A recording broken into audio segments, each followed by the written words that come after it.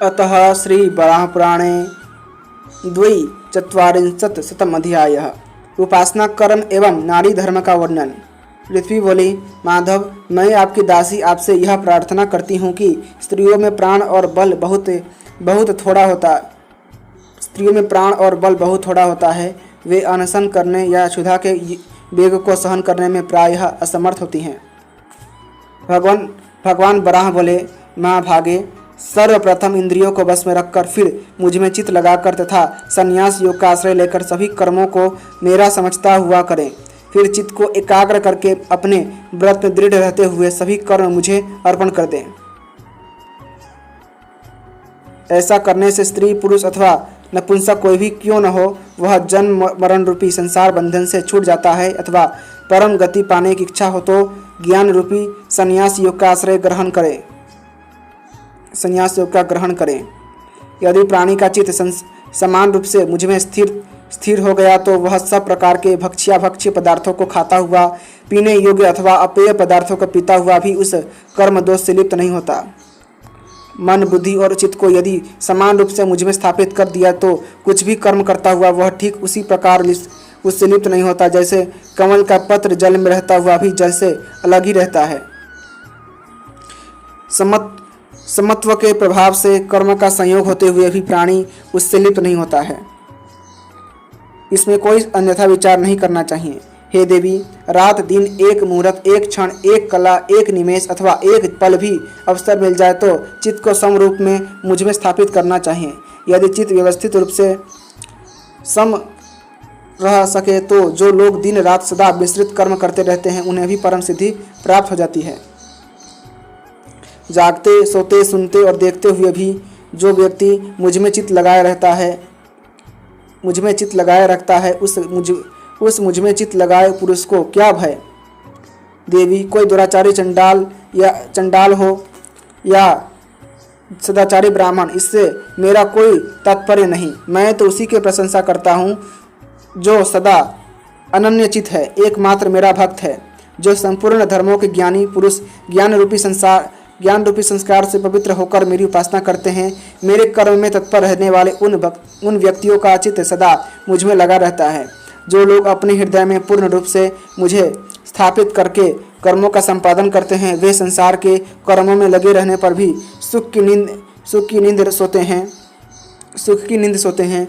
देवी, जिनका चित्त परम शांत है वे मेरे प्रिय पात्र हैं, कारण वे अपने शुभ अथवा अशुभ जो भी कर्म है उन सबको मुझ में अर्पण करके निश्चिंत रहते हैं।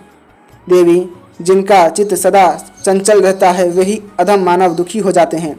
चंचल चित्त ही प्राणी का वास्तविक शत्रु है और शांत चित्त उसके मोक्ष का साधन है। अतएव वसुंधरे, तुम चित्त को मुझ में लगा दो। ज्ञान और योग का आश्रय लेकर मन को एकाग्र करती हुई तुम मेरी उपासना करो। जो निरंतर मुझ में निश्चित लगाकर अपने व्रत में निश्चित रहता हुआ मेरी उपासना करता है वह मेरे सानिध्य समीपता को प्राप्त कर अंत में मुझ में ही लीन हो जाता है। वसुंधरे, पुनः दूसरी बात बताता हूँ, सुनो। ज्ञान का चित्त से संबंध है और क्रिया का योग से। ज्ञानी पुरुष कर्म के प्रभाव से मेरे स्थान को प्राप्त कर लेते हैं।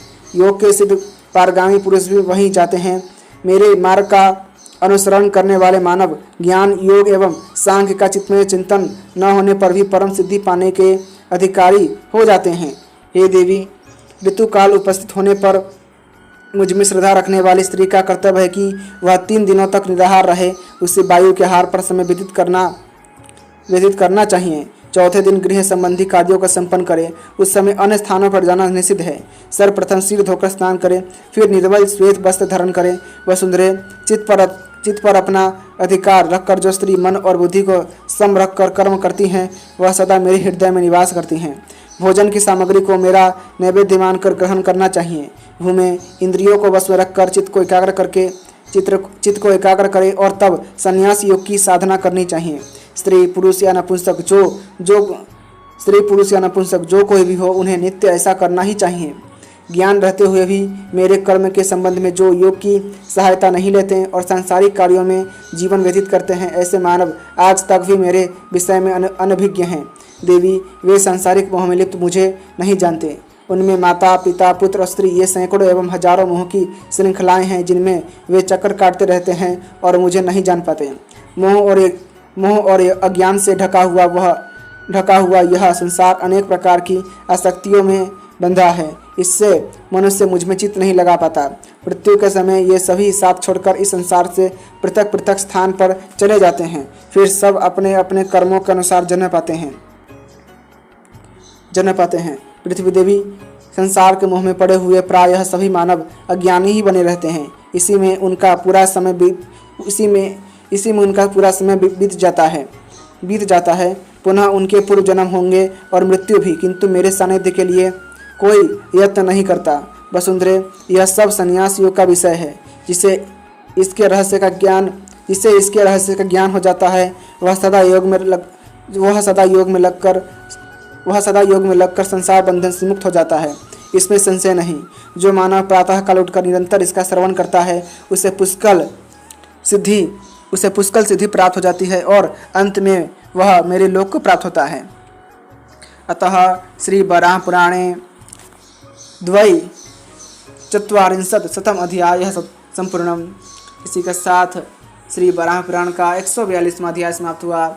यदि आपको वराह पुराण की कथाएं पसंद आती हैं तो कृपया करके वीडियो को लाइक करें, चैनल को सब्सक्राइब करें और अपने दोस्तों के साथ अवश्य शेयर कीजिएगा।